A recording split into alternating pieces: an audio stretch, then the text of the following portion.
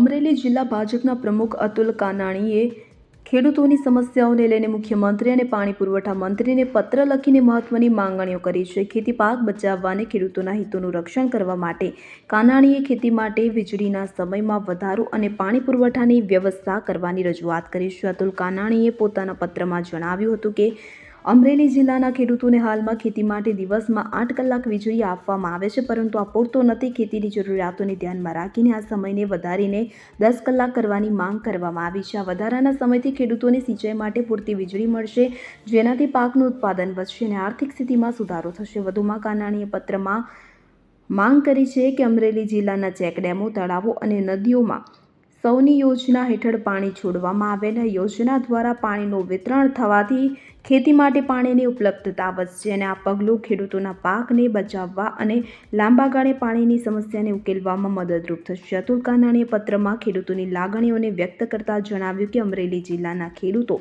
ખેતીની સમસ્યાઓનો સામનો કરી રહ્યા છે. વીજળી અને પાણીની અછતને કારણે તેમના પાકને નુકસાન થઈ રહ્યું છે. ત્યારે કાનાણીની આ રજૂઆતથી જિલ્લાના ખેડૂતોમાં આશાનું કિરણ જાગ્યું છે. નમસ્તે, અતુલ કાનાણી, પ્રમુખ અમરેલી જિલ્લા ભારતીય જનતા પક્ષ.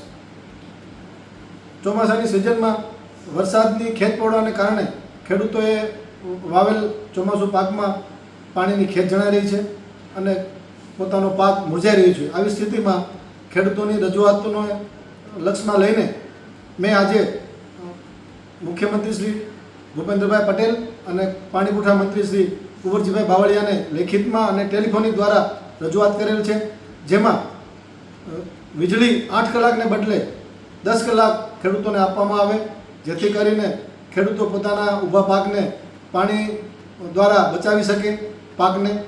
એવી જ રીતે સૌની યોજનાનું પાણી ચેકડેમ, તળાવો અને નદીના પટમાં જો અત્યારે છોડવામાં આવે તો ખેડૂતોને પોતાના બોર અને કૂવામાં પાણી ચડી જવાને કારણે એમને પણ ફાયદો થશે અને જેથી તેઓ પોતાનું ખેતરમાં પાણી પાકને આપી શકશે.